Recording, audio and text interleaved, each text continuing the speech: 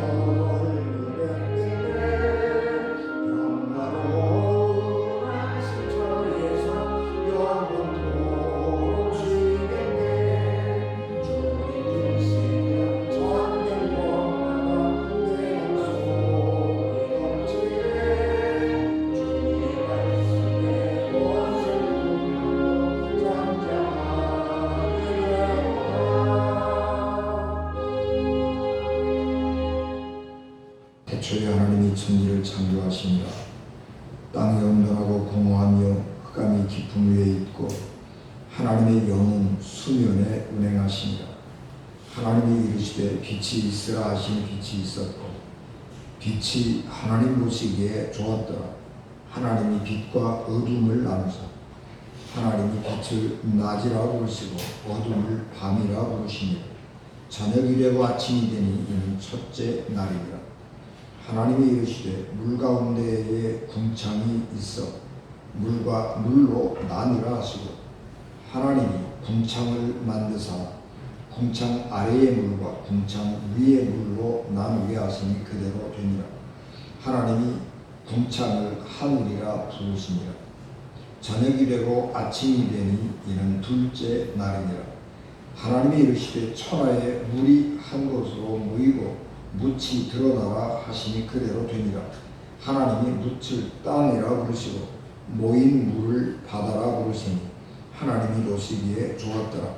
하나님이 이르시되 땅은 풀과 씨 맺는 채소와 각기 종류대로 씨 가진 열매 맺는 나무를 내라 하시니 그대로 되고 땅이 풀과 각기 종류대로 씨 맺는 채소와 각기 종류대로 씨 가진 열매 맺는 나무를 내니 하나님이 보시기에 좋았더라. 저녁이 되고 아침이 되니 이는 셋째 날이니라. 아멘. 기도하겠습니다.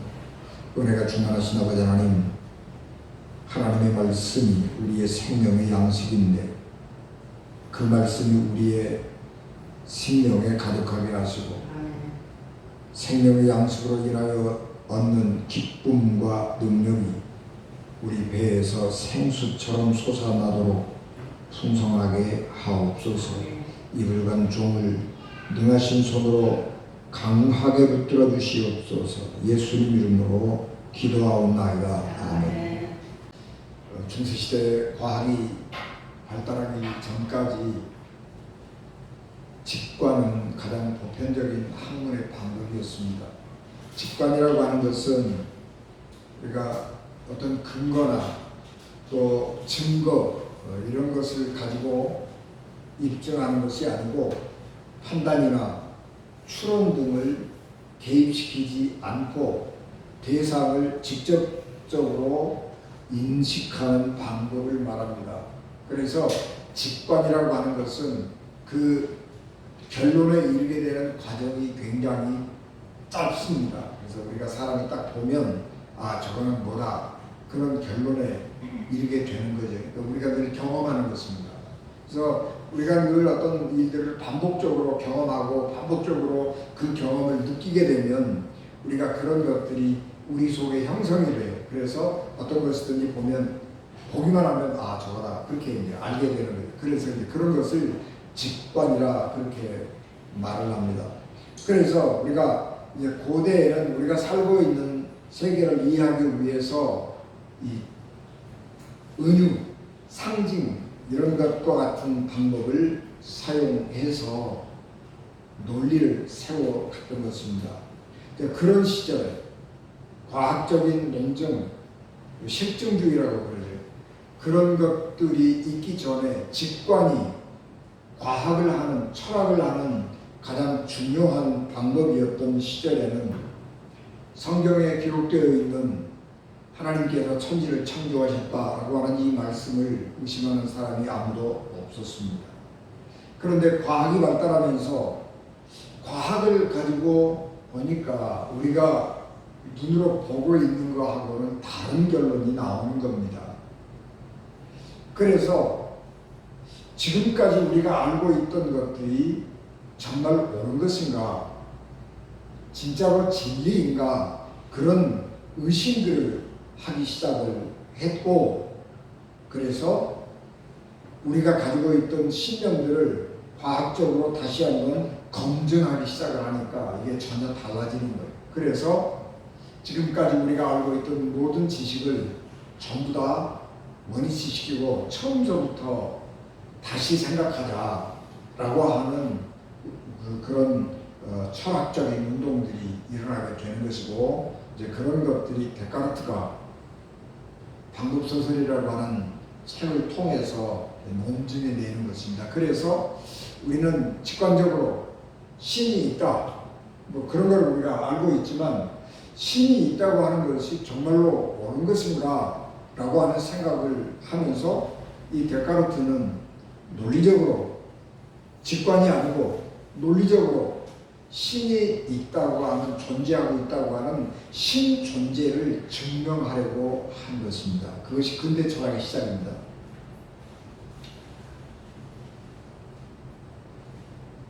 다윈은 박물학자인데 배를 타고 전 세계를 다니면서 그 지역마다 동식물들이 각각 다르다고 하는 것을 발견하게 되었습니다. 왜? 하나님이 천지를 창조하셔서 온 세상에 씨를 번성하게 뿌렸다면 왜 각 지역마다 동식물들이 다른가? 그런 것들을 추적하고 연구하고 자료를 모으고 하면서 아, 세상은 하나님이 말씀으로 만드시는 것이 아니고 진화되었구나. 가장 낮은 단계에서 가장 높은 단계로 진화가 된 것이다. 그렇게 생각했습니다. 그래서 종의 기원이라고 하는 책을 쓰면서 이 세상에 성경이 틀렸다, 그렇게 주장을 한 것입니다. 그래서 이 세상에는 이 세상의 기원, 이 세상이 어떻게 시작되었는가 하는 것에 대한 이론이 성경에 기록된 창조론, 그리고 다윈을 비롯한 과학자들이 주장하는 진화론이 대립하고 있는 것이고, 과학과 종교가 충돌할 때마다 종교는 과학 앞에서 패배하고 말았습니다. 그래서 사람들은 점점 성경을 믿지 아니하고 과학을 믿게 되었습니다. 요즘에는 학교에서 창조론을 아예 가르치지 않습니다. 진화론만 가르치는 겁니다. 그래서 모든 사람들은 혼란을 느끼는 거죠. 교회에서는 창조론이 맞다고 그러는데, 아니, 학교 가서 배우는 것은 진화론인데, 진화론은 여러 가지 증거들이 있는데 성경에 창조했다는 증거는 없고, 그런 것을 배워본 적도 없고, 그래서 성경이 틀리고 진화론이 맞구나, 그런 생각을 하게 된 것입니다. 저도 진화론에 대한 책들을 읽어보긴 했습니다만 진화론에 대해서 다 알지 못합니다. 그러니까 진화론이 옳으냐 틀리냐 그런 것들을 단언적으로 제가 말할 수는 없습니다. 그러나 분명한 사실은 진화론도 허점이 많은 이론이고, 언제든지 새로운 이론이 나오면 뒤집어질 수밖에 없는 학설이라고 하는 것입니다. 진화와 관련된 많은 학설들이 나왔다가 그것이 아니라고 하는 새로운 이론들이 나와서 그 학설들이 없어져 버리고 뒤집어진 역사들이 우리는 많이 있기 때문에 그렇습니다.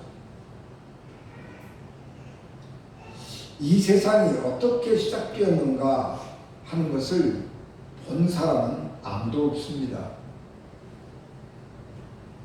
성경에 하나님이 태초에 천지를 창조하셨다라고 쓰여진 거 누가 썼나? 모세가 썼다. 근데 모세는 하나님과 대면하여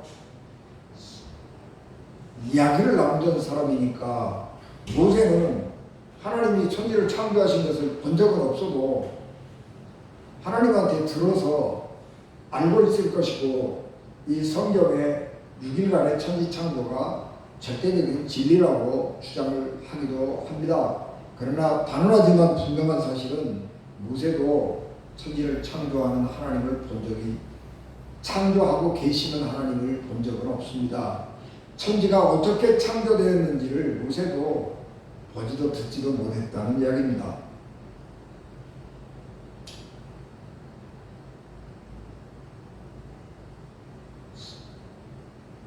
중요한 것은 우리가 하나님이 천지를 창조하셨다라고 하는 신앙은 신앙 고백이라고 하는 사실인 겁니다.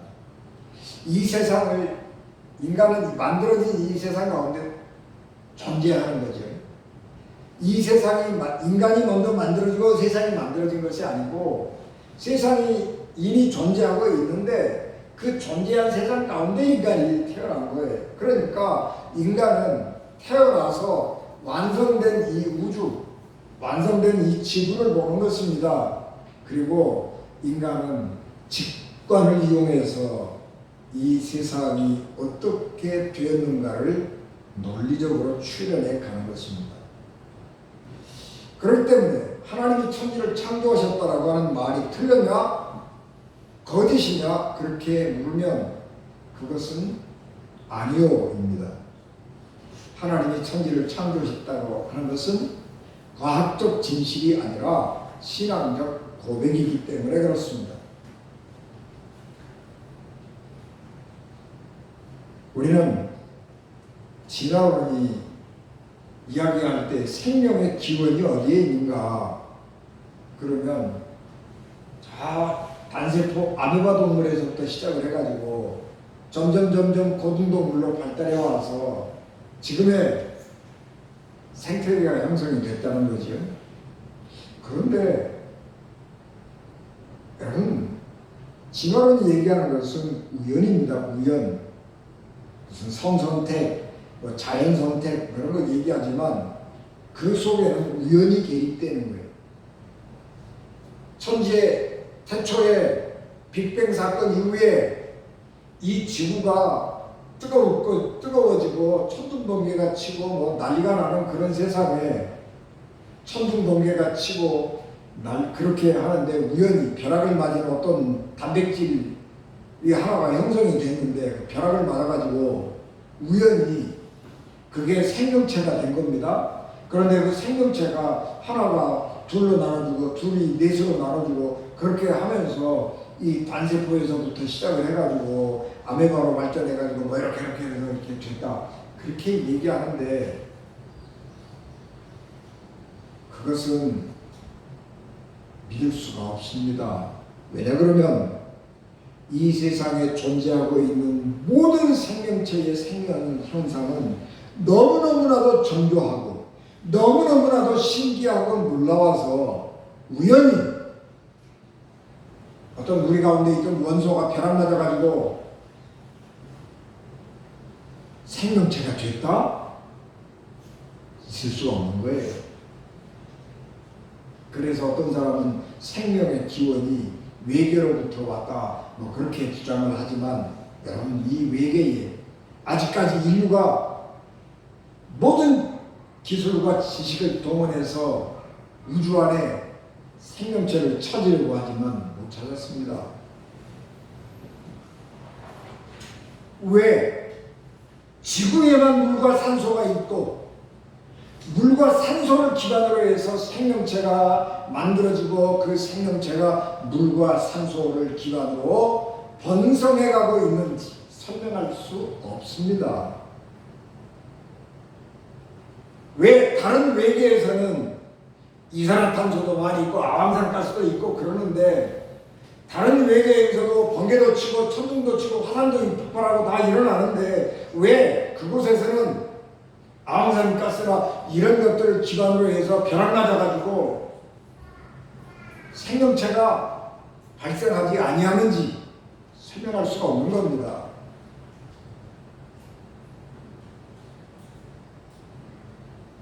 진화가 생명 창조의 근원이라면 왜 지금은 진화가 이루어지지 않고 있는지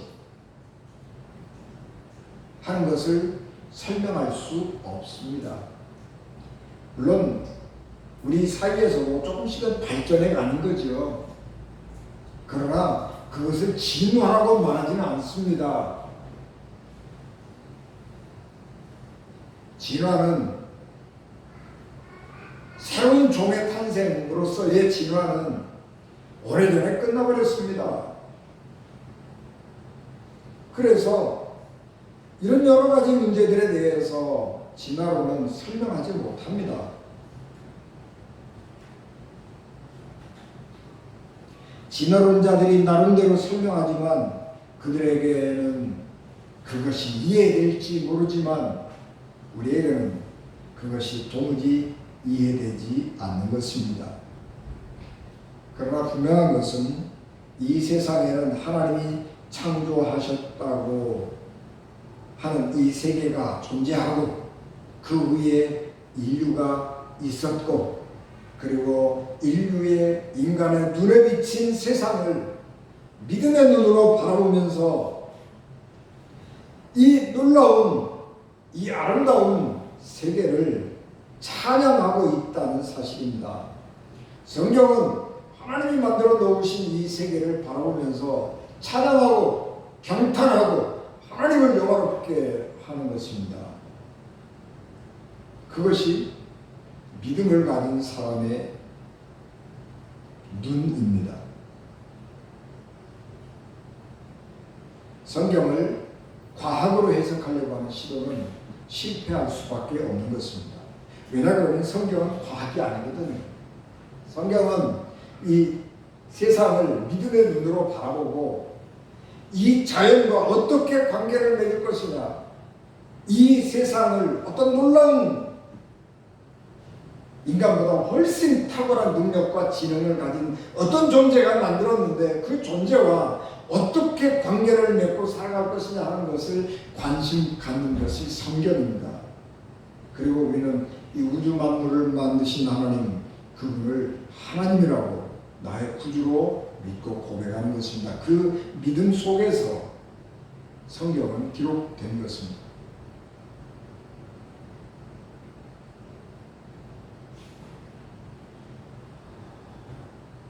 지구의 이 생명이 살기에 가장 안전하고 가장 완전한 이 환경은 아직까지는 지구 외에 우주 어떤 데서도 존재하지 않습니다. 있을 것이라고 과학자들이 가정은 하지만 아직 찾지 못했습니다. 이 우주 어디에서도 이 아름다움, 그리고 이 생명체가 안전하게 살아갈 만한 정교한 천체는 지구밖에 없는 것입니다. 그래서 하나님이 만들었다고 고백하는 것입니다. 이 창세기의 천지창조 기사를 읽어보면 이 천지창조 이 기사는 아주 정교하게 논리적으로 조직되어 있습니다. 그리고 이 천지창조의 이야기는 일주일이라고 하는 시간을 기본으로 구성해서 전개가 되고 있습니다. 그러니까 이 천지창조의 기사는 일주일을 생활 단위로 살고 있던 사람들의 생각 속에서 나타난 것입니다. 천지창조할 때에 성부, 성자, 성령 삼위일체 하나님만 계셨습니다. 삼위일체 하나님께서 천지를 창조하신 후에 인간이 비로소 존재하게 된 것인데, 우리는 하나님께서 모든 창조하신 완성 이 피조물을 완전하게 만드신 후에 태어나서 세상을 바라보게 된 것이죠. 그러다 보니까 우리가 생각해야 되는 것은 하나님이 천지를 창조하다 보니까 일주일이 걸린 게 아니고 역으로 일주일이라고 하는 틀을 가지고 세상을 바라보는 것입니다. 그리고 인간이라고 하는 존재가 얼마나 탁월한 존재인가 하는 것을, 하나님께서 인간을 얼마나 존귀하게 만드셨는가 하는 것들을 강조하고 있는 것입니다. 천지창조의 이야기는 하나님이 천지를 그렇게 만드셨다라고 하는 데 있지 아니하고 인간이 얼마나 존귀한 존재인가 하는 것을 강조하는 데 그 초점이 있습니다. 그러니까 창조론을 믿지 아니하는 사람들에게 있어서 인간은 개돼지의 생명과 다를 바가 없는 것입니다. 그러나 하나님을 믿는 사람들에게 있어서 생명은 이 세상 그 어떤 것과도 비교할 수 없는 놀랍고 고귀한 영화로운, 하나님 다음으로 영화로운, 천사보다 더 우월한 그런 존재로 하나님이 인간을 만들었다고 하는 사실을 고백하는 것입니다. 우리가 봉독한 이 말씀은 생명이 존재할 수 있는 가장 기본적인 전제를 설명하고 있는 말씀입니다. 끝까지 다 읽으면 또 이제 그 하나님이 만들어 오신 기본 존재들 위에 해와달과 별과 이런 것들을 다 만들어서 채우시는 과정들을 볼 수 있습니다만, 우리가 13절까지밖에 공격을 안 했으니까 13절까지에는 이 생명이 존재할 수 있는 기본적인 전제를 설명하고 있습니다.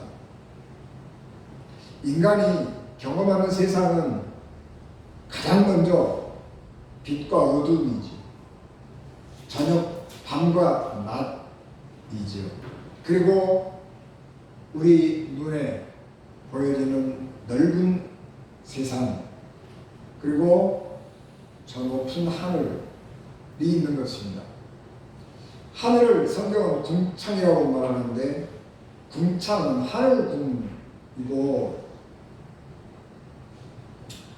그래서 그 하늘궁, 푸를 창, 그래?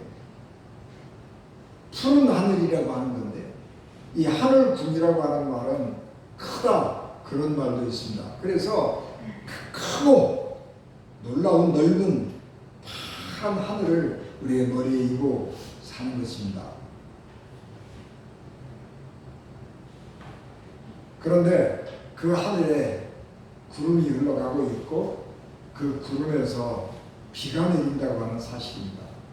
물은 땅에만 있고 땅 아래 지하에만 있는 것이 아니고 우리 머리 위에도 하늘에도 물이 있다고 하는 사실이 놀라운 사실입니다. 여러분, 물이라고 하는 것, 물질이라고 하는 것은 쏟으면 땅으로 쏟아지는 거예요. 만유인력의 법칙이라고 그러잖아요. 그런데 물질인 물방울이 어떻게 하늘에 떠 있죠? 놀라운 거죠. 모든 물질은 중력의 영향을 받아서 땅으로 떨어지게 되어 있습니다. 빗방울은 그래서 땅으로 떨어지게 되어 있어요. 그런데 아지랑이는, 안개는 어떻게 땅으로 떨어지지 않냐고 공중에 떠 있는 것인지, 그리고 그것이 더 높이 올라가서 구름을 만드는 것인지 놀라운 일입니다. 과학으로 설명할 수 있을지 모르지만 아무리 과학으로 설명해도 놀라운 거예요.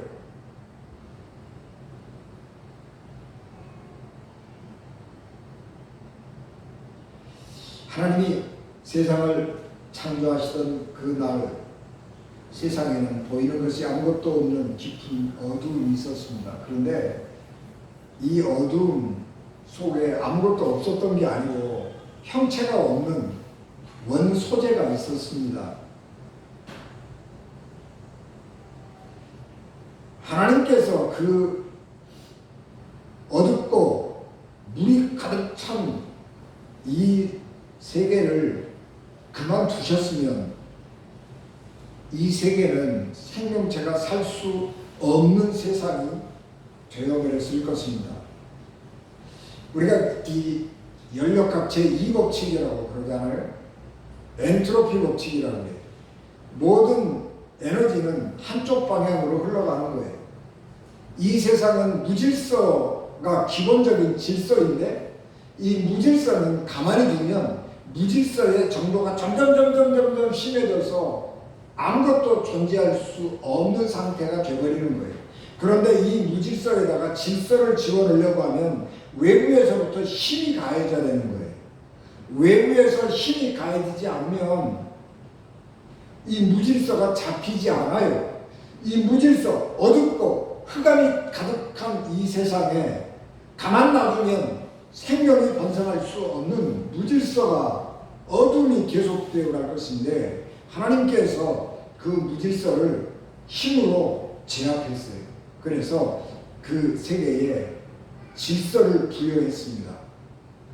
그것이 천지창조의 시작입니다. 그리고 질서를 부여한 다음에는 구별하고 나누는 것이 하나님이 천지창조하신 방법입니다. 빛과 어둠을 나누셨습니다. 하나님께서 물을 나누셨습니다. 물을 하늘 머리 위의 물과 우리 발 아래 물로, 땅의 물과 땅 위의 물로 나누셨습니다. 그래서 나누고 경계가 지어지면서 이 세상이 생명체가 살 수 있는 환경으로 변화된 것입니다. 무질서는 정지되었고 질서가 이 세상에 개입되기 시작한 것입니다. 그리고 그 질서 속에 하나님께서 생명체를 심어 넣으시는 것입니다.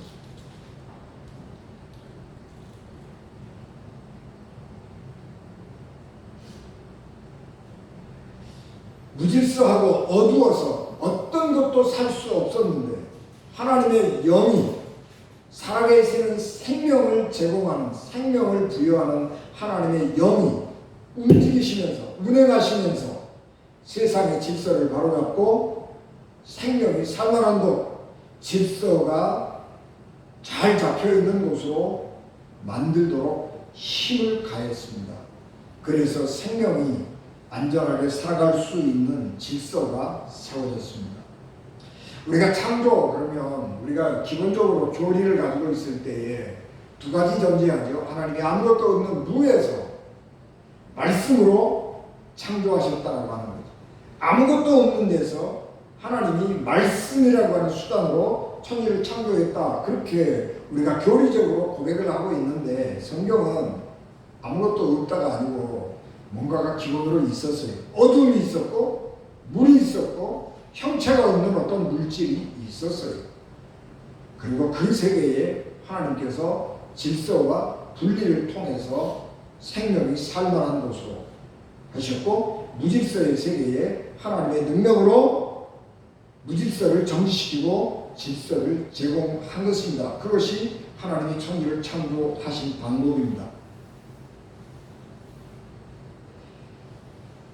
그래서 빛과 어둠을 나누시고, 궁창 아래의 물과 궁창 위의 물로 나누시고, 물은 한 곳으로 모이고 땅 육지는 드러나라 경계를 정하셨습니다. 그래서 하나님의 질서가 유지되고 경계가 정확하게 구별되는 곳에서 하나님이 보시기 좋았다, 그렇게 경탄하셨습니다. 창세기의 창조의 과정을 기록하고 있는 목적은 우리에게 두 가지 교훈을 줍니다. 첫째는 개인적으로는 하나님께서 정해주신 질서 안에서 살아야 한다고 하는 것입니다. 두 번째는 하나님이 만드신 세상을 잘 보존해야 될 책임이 인간에게 있다는 사실입니다. 하나님께서 나누고 경계를 정하시는 것은 창조의 방법이지만 동시에 그것은 거룩함을 의미합니다. 거룩이라고 하는 것은 구별되는 거예요. 거룩이라고 하는 것은 세상과 구별되는 것이고, 거룩이라고 하는 것은 세상과 나눠지는 것이, 세상과 함께 살아가는 속에는 거룩함은 절대로 존재할 수 없습니다. 그래서 하나님이 구별된 질서 안에 사는 사람은 거룩한 사람이고, 하나님이 정하신 경계 안에 머물러 사는 사람은 거룩한 사람입니다. 그런데 세상은 하나님의 경계를 허물어뜨려서 다시 무질서의 세계로 돌아가려고 합니다. 연력학 법칙, 지구는, 에너지는 한 곳으로 흘러가려고 그래요. 이 세상에 존재하는 에너지는 무질서로 흘러가려고 그래요. 그런데 그 하나님의 능력으로 그 무질서를 꽉 바로잡았어요. 그래서 무질서가 증가되지 못하게 꽉 잡으시고 그 무질서들 속에 하나님 질서를 내신 겁니다. 무질서는 인간의 본능입니다. 육체의 욕망을 따라가는 삶에는 삶의 질서가 없습니다. 하나님의 말씀 안에 살아갈 때에 삶은 질서가 있고 경계가 지어져서 거룩한 삶을 사는 것입니다. 그래서 사도 바울은 에베소 5장 18절 술 취하지 말라 이는 방탕한 것이니 오직 성령으로 충만함을 받아라, 그렇게 말씀하셨습니다. 여러분, 술에 취하는 것, 그것은 삶의 질서와 경계가 무너지는 순간입니다. 술이 몸에 나쁘지요. 그러나 술을 많이 마셔서 가사를 탕진하는 사람은 없습니다. 술을 많이 마시면요 알코올 중독자가 돼요. 그래서 몸이 건강을 상해서 자기가 죽지요. 그런데 술을 아무리 많이 마셔도요 가사를 탕진할 만큼 술값이 안 나가요. 그런데 왜 술 마시면 안 되느냐 그러면 술이 취하면요 그 경계가 없어지는 거예요. 그래서 가지 말아야 될 때를 가는 것이고요 하지 말아야 될 짓을 하는 겁니다. 술을 많이 마시면 술에 자주 취하는 사람은 삶의 질서가 없어지고 판단력이 흐려져서 가지 말아야 될 것, 하지 말아야 될 것, 그런 것들을 많이 하게 되는 것입니다. 술값으로 재산을 탕진하는 것이 아니고 무질서한 삶, 즉 다시 말하면 허랑망탕한 삶을 살아서 재산을 없애버리는 거예요.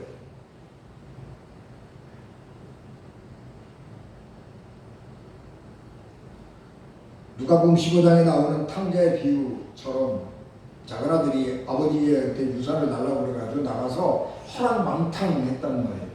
질서가 없이 아버지 집에 있으면 아버지가 정해준 규칙이 있잖아요.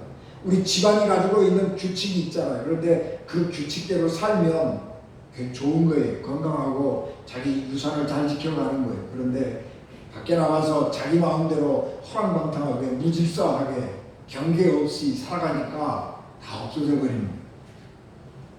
그래서 삶의 질서와 구별이 없으면, 하나님이 정해주신 질서와 규범 안에 살지 않으면 그 인생은 열매 없는 죽음으로 끝나게 된 것입니다. 하나님은 이 세상을 구분하시고 경계를 정하셔서 거룩한 삶을 살아가도록 세상을 만드셨습니다. 하나님의 경계 안에 살지 못하고 자기 스스로가 설정한 경계 안에 사는 이유는 빛이 없기 때문에 그렇습니다. 어둠 속에 살면요, 밤에는요, 사람이 굉장히 자유로워지는 거예요. 욕망이, 이성이 약해지고 욕망이 살아나는 거예요. 그게 어둠이에요. 밤이에요. 그래서 밤에 죄를 짓는 거예요.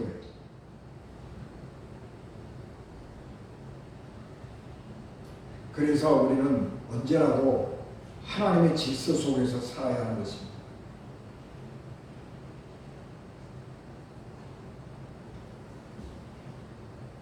아까 공동한 에베소 5장 18절에서 21절 말씀을 보면 술 취하지 말라, 이는 방탕한 것이 오직 성령으로 충만함을 받아라.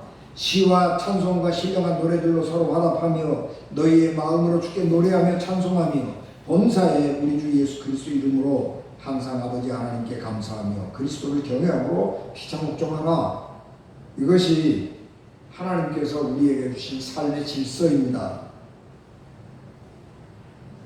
술 취하지 말라, 이는 방탕함이니, 술 취하는 것 자체가 방탕함이에요. 질서가 없어져 버리는 거예요. 하나님의 질서를 떠나는 거예요.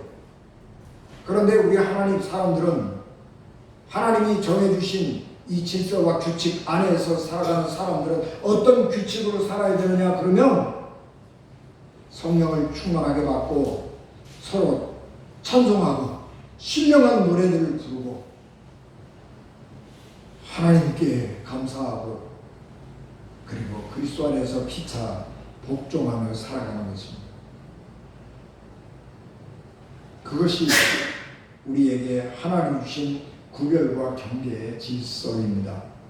천지를 창조하셨다고 하는 이 천지창조의 기사를 쓰는 교훈이, 그 천지창조의 말씀이 주는 교훈은 바로 그런 것입니다. 우리가 하나님의 질서 안에서 살아야 건강하고 열매 많이 맺는 삶을 살게 된다라고 하는 거죠. 두 번째는 하나님께서 이 지구를 만드시고 이 관리 책임을 인간에게 맡기셨습니다. 우리는 기후, 재앙, 지구온난화 이런 말을 많이 듣죠. 지구가 왜 더워지는지 몰라요. 지구는 우연히 빙하기 시대에 있었는데 1만 년 전부터, 하여튼 그 전부터 기후가 점점 높아지기 시작했어요. 기후가 따뜻해지기 시작했어요. 온 빙하가 지구를 덮고 있었는데 아프리카 어디 그쪽에만 빙하가 안 덮고 있었는데 지구 기온이 점점 올라가면서 빙하가 점점 녹기 시작해요. 그래서 지금으로부터 한 1만 년 전쯤에 이제 사람이 좀 살만해졌어요. 기후가 좀 올라가고 살만한 땅도 넓어지고 그래서 문화가 만들어져요. 그것을 구석기 시대라고 그러는 거예요. 구석기 시대 그 이전부터도 점점 지구는 따뜻해지기 시작했어요. 그런데 산업혁명 이후에 지구 온도가 갑자기 1도로 올라가는 거예요. 100년 만에 올라가요. 옛날에는 10,000년 만에 올라가던 온도가 100년 만에, 200년 만에 올라가 버리는 거예요. 분명한 사실은 인간이 이 지구를 어지럽히고 있다고 하는 사실이에요. 그래서 우리는 이 지구를 잘 관리해야 되는 거예요. 지구가 온도가 인간 때문에 인간이 탐욕함으로 물건을 마구마구 소비함으로 해서 이산화탄소 발생이 많아지고 또 환경을 오염시켜서 쓰레기로 덮인, 그래서 생명이 살 수 없는 곳으로 만들어서는 안 되는 것입니다. 하나님께서 만들어주신 이 지구, 생명이 안전하게 살면서 번성하고 생육할 수 있는 이 만들어 놓은 이 환경을 잘 보존해야 될 책임이 우리에게 주어져 있는 것입니다. 사람들은 왜 마약을 합법화시키려고 애를 쓰고 있고 마약에 취해가는지 우리는 알 수가 없지만 분명한 사실은 왜 그 사람들이 자꾸 중독이 되는 거예요? 왜 알코올 중독이 되고 왜 마약 중독이 되는 거냐 그러면 그 속에 기쁨이 없기 때문이에요. 그 속에 즐거움이 없기 때문에 그러는 겁니다. 하나님이 우리에게 주신 기쁨 속에 우리가 살아가면서 하나님이 주신 이 좋은 세상을 잘 유지하고 가꿔야 나가겠다는 각성이 또한 우리에게 필요한 것입니다. 우리는 이 세상의 물질적 가치에 매몰되어서는 안 됩니다. 세상 사람들이 행복해 보이는 삶에 현혹당해서는 안 됩니다. 와, 저 사람은 행복하겠지? 우리가 그렇게 생각되는 사람도 들어가서 그 사람을 보면 그 사람도 아픔투성이고 그 사람도 상처를 많이 받고 살아가는 거예요. 겉보기에는 우리가 좋아 보이지만 그렇단 말이에요. 다른 사람이 우리의 삶을 보면 그럴 거예요. 저 사람은 참 무난하게 그냥 행복하게 잘 사는 것 같다, 그렇게 보여질 수 있지만 우리가 스스로 느끼는 삶은 너무 많은 어려움이 있고 아픔이 있고 상처가 있고 그러잖아요. 마찬가지예요. 그렇기 때문에 우리는 하나님의 질서 그리고 하나님께서 우리에게 부여해 주신 이 책임과 의무, 그런 것들을 깊게 인식하고 그리고 그 하나님의 질서 안에 살면서 생명의 풍성한 열매를 맺어야 하는 것입니다. 성령께서 능력으로 우리 삶에 거룩한 삶의 질서를 부여하고 또 거룩하게 살게 하심을 따라서 믿음으로 창조의 아침에 누렸던 그 신선한 기쁨을 가지고 하나님을 찬양하는 우리 은진가족 되시기를 주 예수 그리스도 이름으로 축복합니다. 기도하겠습니다. 은혜가 충만하신 아버지 하나님, 주의 은혜와 사랑과 능력을 저희들에게 충만하게 하옵시고 우리가 하나님의 질서 안에서 살아가게 하옵소서. 세상의 무질서를 따라 어둠 속으로 가는 멸망의 길, 모든 사람들이 가는 넓은 길로 가지 말게 하시고 생명의 길, 좋은 길, 하나님 주시는 기쁨의 길로 달려가며 살아가게 하옵소서. 우리 주님 예수 그리스도 이름으로 기도하옵나이다. 아멘.